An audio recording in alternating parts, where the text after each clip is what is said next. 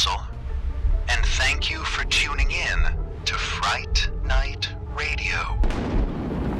We love to bring you stories of fright every Friday night. Stories that are creepy, suspenseful, and most of all, frightful.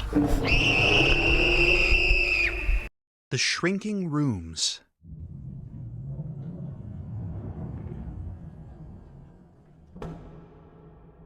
June the 1st. The lease is signed, and it's finally mine. Nestled in a charming neighborhood on the near north side, it sits hardly a block from the Brown Line. Oh, how I love the sound of that L train thundering by, and the place itself, scroll woodwork, built-in shelves, and seeming acres of floor space. A wonderful new apartment, in an exciting new town, well away from all that messy business back in Detroit. Truly, this signifies the beginning of a whole new life. My only complaint, and it's a minor one, is that while I was showering, my landlord did something to make my living room smaller. I haven't figured out the mechanics of Stan's device, but it must involve some clever system of pulleys and cables. Perhaps he had second thoughts about renting all this space to a bachelor and decided to rearrange the floor plan so that the family next door, a nice young couple with an absolutely adorable little girl, could have more space. I don't really mind. A family should have space. I just wish Stan could have been upfront about it. No matter. I'm too excited to be mad. Part of me wants to haul everything inside and get organized, set up my coffee maker, put my books on the shelves. But another part is saying no. I'm all scrubbed clean, no sense in working up a sweat. Let's hit the town and celebrate my new life. And that is what I shall do. My possessions can wait. Watch out, Chicago. Here I come.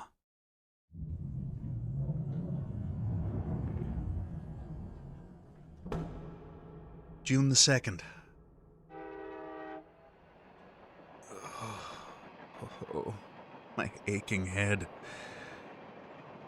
Oh, what a night it was.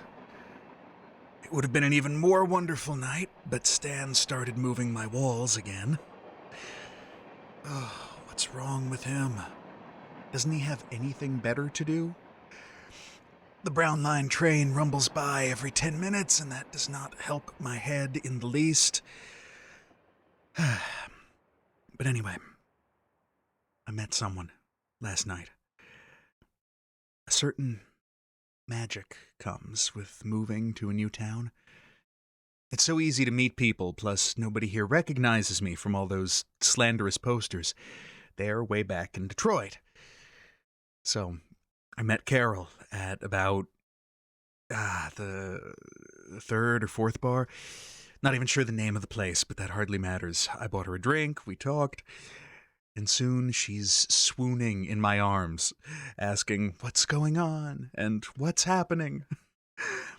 I think the shock of meeting a real live stage actor, especially one of my caliber, just overwhelmed her. I loaded her into a taxi, and we came here, and everything was going splendid.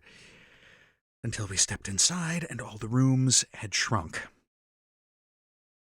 I set Carol down on my beanbag mattress, the only thing I had brought inside, and took a careful look around. Had I imagined it? No. Now, the place was definitely smaller than before.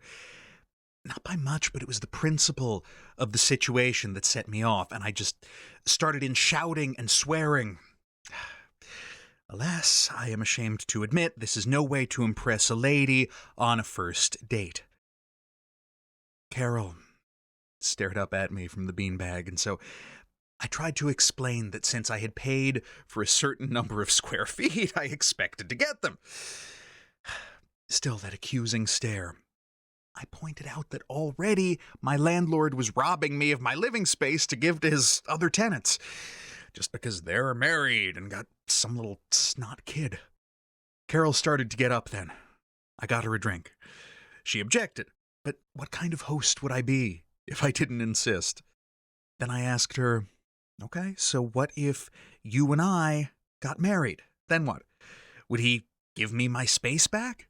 What if we get married and have 2 kids? Would we then get more space than the couple next door? Carol had no answer to this. But all my talk of marriage got her to crying. Women, they can be so sentimental.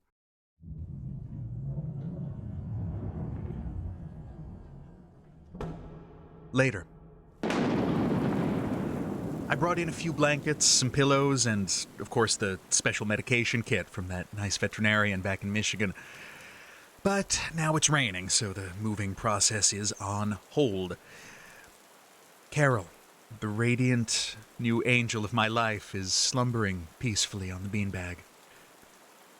Earlier she awoke and uttered some whimpering little cries until I helped her back to sleep. It was those accursed shifting walls that scared the poor girl. I tried to explain that they pose no threat, that really they're nothing more than an annoyance. But she only grew more agitated. Women can get so carried away with their imaginations. Later yet. Rain. Miserable. Nasty downpour. The sky is black, as are my hopes. Was it just yesterday that life seemed so full of possibilities? Now I have nothing to do but brood. My furniture, clothes, books, everything remain packed away in the rental truck. The brown line roars by so often that I can hardly even finish a thought. My kitchen has begun to shrink. A leak developed over the refrigerator, probably from my landlord moving the walls all the time. When will he just leave my place alone?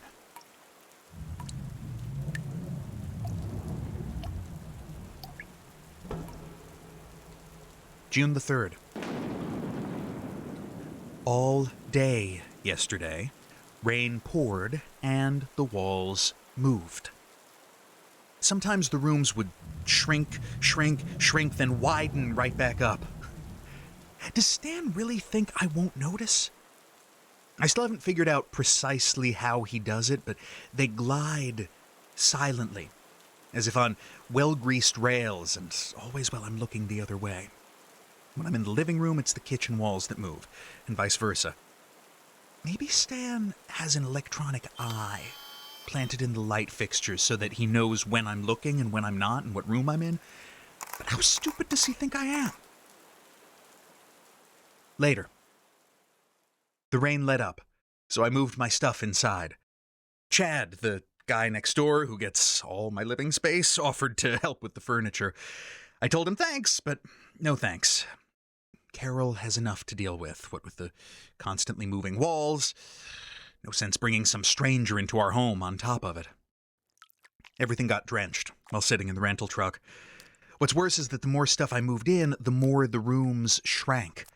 Finally, I had enough of Stan's tricks and stormed downstairs to his place and demanded that he stop moving the walls. He claimed to have no idea what I was talking about. Yeah, like I haven't heard that one before. Now I'm back in my place, but my stuff is drenched and there's mud everywhere.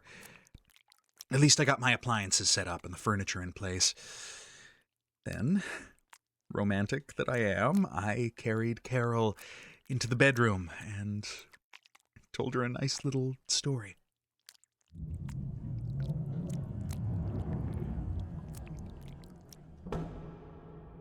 June the 4th. I don't believe it. The nerve of him.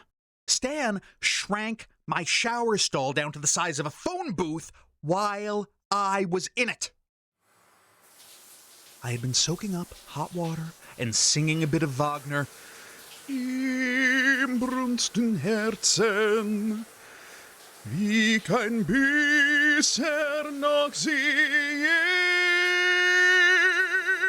gefühlt, when the walls just closed in on me. I screamed, and the echoes came back as the cries of the damned. I bolted from the stall in a rage. I considered calling Stan and demanding he come over, but then reconsidered. I'd hate for him to wake Carol as she was finally starting to get some much-needed sleep. Alas, My pet did not rest well during the night, but writhed about with such ferocity that her restraints barely held. Her thrashings even managed to pull the needle from her arm. Poor creature. To suffer such nightmares. Around 3 this morning, I prepared a new bag of solution, prepped a clean line, and held her down to insert a fresh needle. She kicked and even bit me in her confusion, but I didn't let up until she had calmed. Anything for my precious lamb. After she settled, I stroked her hair, kissed her lovely forehead, and reassured her. Bad dreams, my love. Nothing more than bad dreams. She clung to me as a spent swimmer clings to a life raft before giving in to sleep. Later, Chad knocked on my door and invited me over for a beer. I went over, and we got on just fine, at least at first. We had some Millers and discussed the usual guy stuff, sports and women and whatnot. But then, just as I'm starting on a fresh brew, he has to spoil it all by prying into my life. "So," he says, all innocent-like, "what line of work are you into?" I set the beer down and got out of there before he could interrogate me further.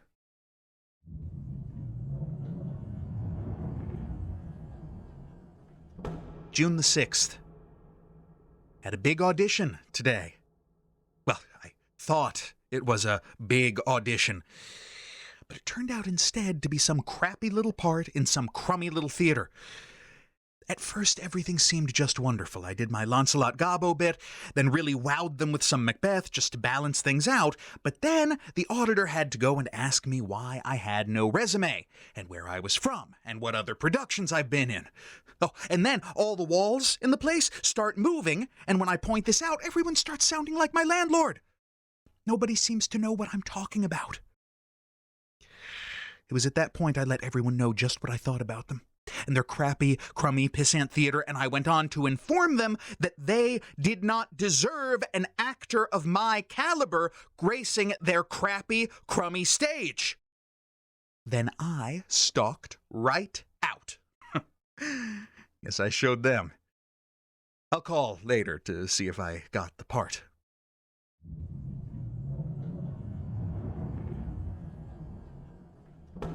June the 8th. I have come to realize that it is not Stan who's been moving my walls.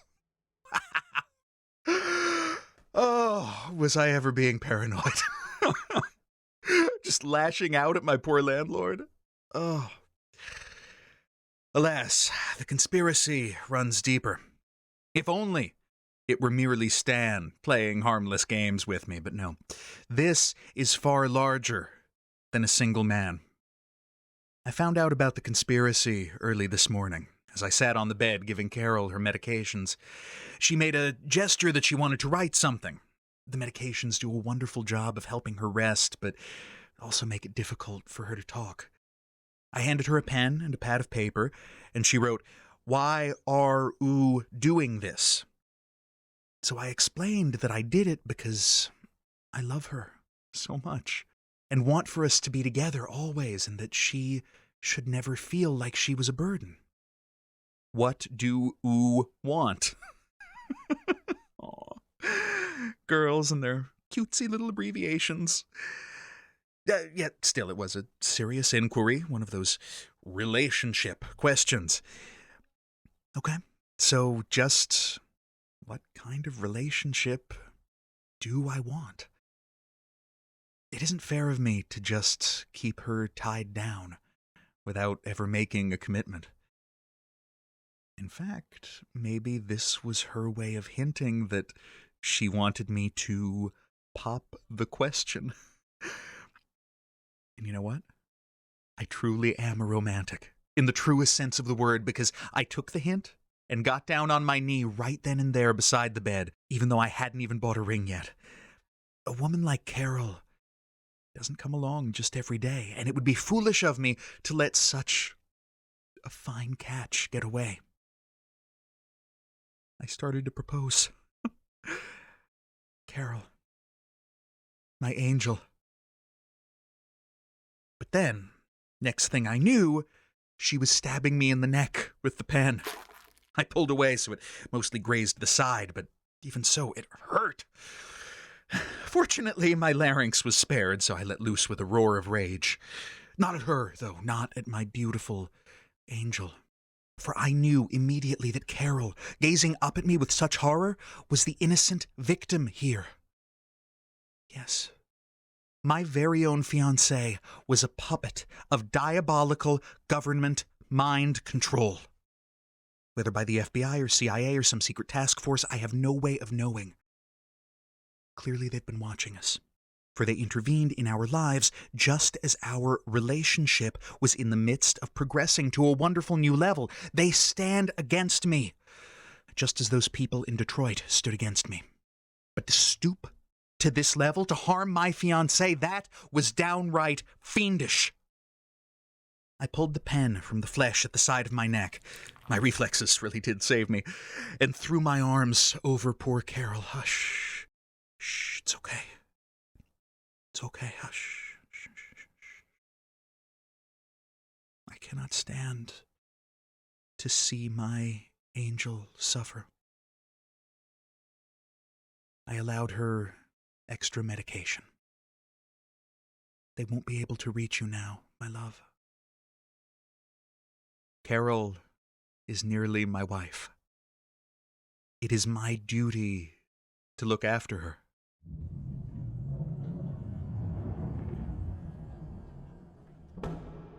Ah, such a bright, beautiful day it is. I went by the Players Theater to check on the part, and the auditor actually laughed in my face. "Oh no," he roared, "an actor of your caliber is too good for our crappy little theater." I admitted that my behavior the other day was a bit extreme, but also that I have been under such pressure of late, what with my wife taken ill and all. And besides, I said, I was only acting. It took some doing, but soon we were chatting away like old chums, and the next thing you know, we're having lunch at an excelente burrito place. Real Mexican food, made from real Mexicans. And we're still talking and laughing and getting on just fine. Then he tells me that as much as he'd like, he can't offer me the lead part, but that's okay, I tell him. I didn't really want to play Prospero anyway. No, I was actually hoping to be Caliban. Caliban? You want to play the Beast Man?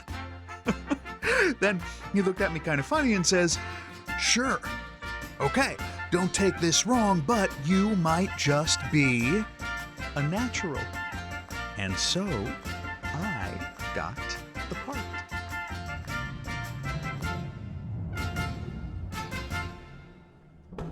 June the 15th.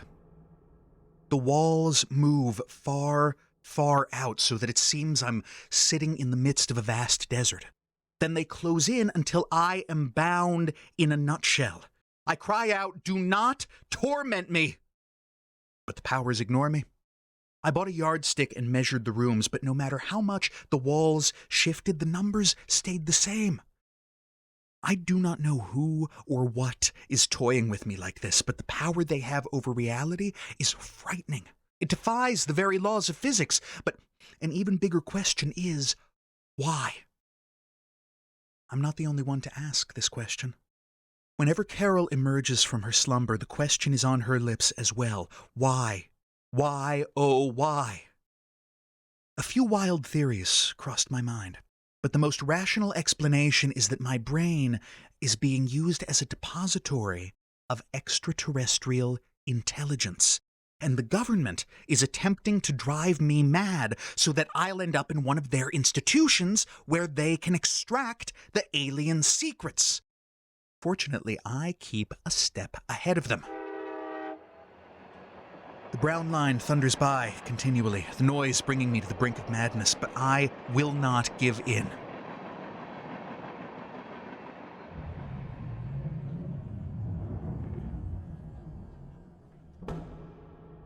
June the 20th. How deluded I've been. Extraterrestrial intelligences? Government conspiracies? How could I have actually believed all that?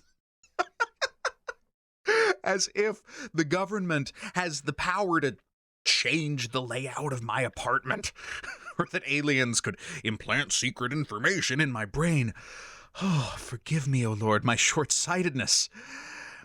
I now realize that only you and your infernal nemesis possess such power as I have witnessed. What has been happening is not new, for there is nothing new under the sun. I am merely being tested, as Job was tested. I do not pretend to understand the great battle between God and Satan, only that I must remain true to the Lord and fulfill my role. My walls close in upon me, and they stretch out, but let them do as they whilst. I shall sing praises unto the Lord. I go to the Players' Theatre for rehearsals. I put on a face and play a role. But at the same time, the Lord has a far grander part for me, on a far grander stage. And as for Carol, I know not her role in this divine drama. If only she had a biblical name, that I might have some clue. But my landlord's name is Stan. His wife pronounces his name in a twangy voice with an extra syllable like Sta-an, and Sta-an is an anagram of Satan. So at least I know his role. And to think I had once come to believe my landlord to be harmless.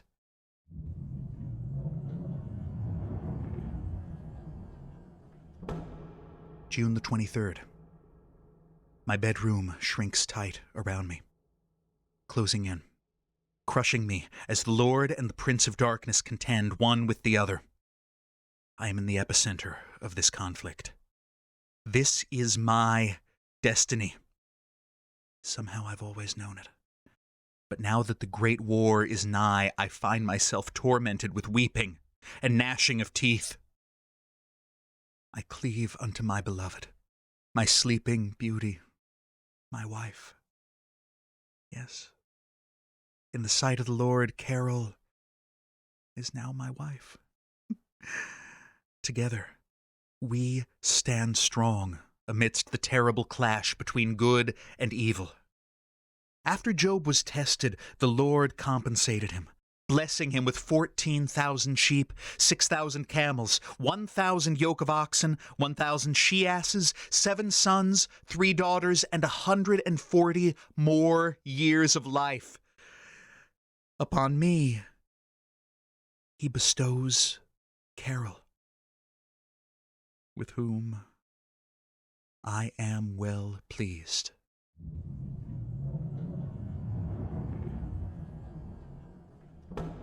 June the 30th. I saw Stan, Satan, in the hallway, and he had the nerve to ask if I was going to pay rent on time. I told him that I shall render unto God what is God's, and even render unto Caesar what is Caesar's, but shall in no wise bestow a single farthing unto the evil one. Then, praise be to the Lord, Satan departed from me with haste.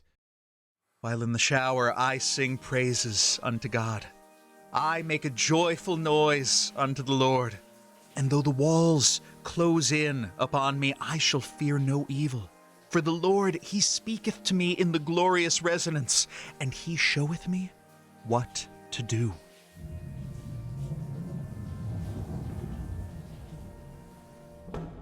July the 2nd. A soldier of the Lord must be armed. Yet when I went unto the gun shops, the blasphemers there spoke to me of void cards and waiting times. I wanted to hold a beautiful Mossberg in my hands, but the sinner told me no, not without the proper paperwork. So I told him I would like to attain a void card, and he gave me the papers to fill out with questions upon them about where I was from. I ran for the door, just as the walls closed in upon me. The Lord hath commanded me to acquire weapons for the coming battle, but Satan blocketh my path. And yet, my precious angel restoreth my hope. I sat upon the bed next to her, and told her of my tribulations. Then she wrote upon the notepad, gun shows. Oh, my blessed, darling angel.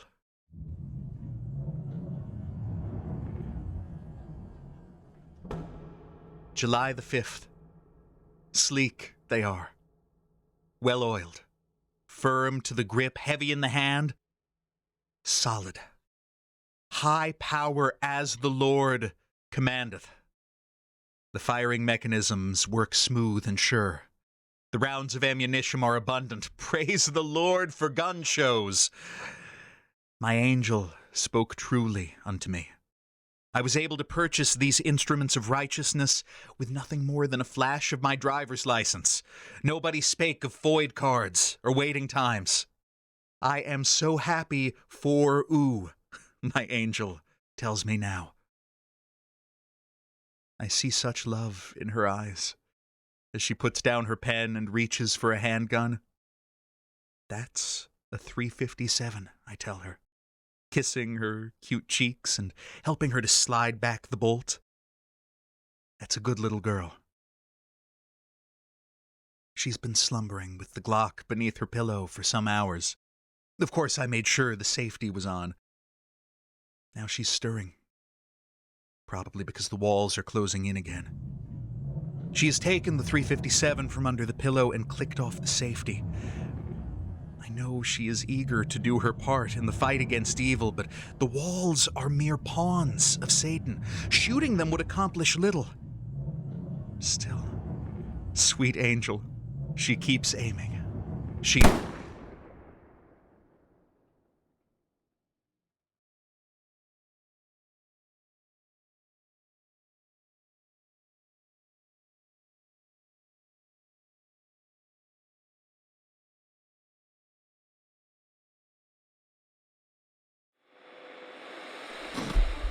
Thank you for tuning in to tonight's episode of Fright Night Radio.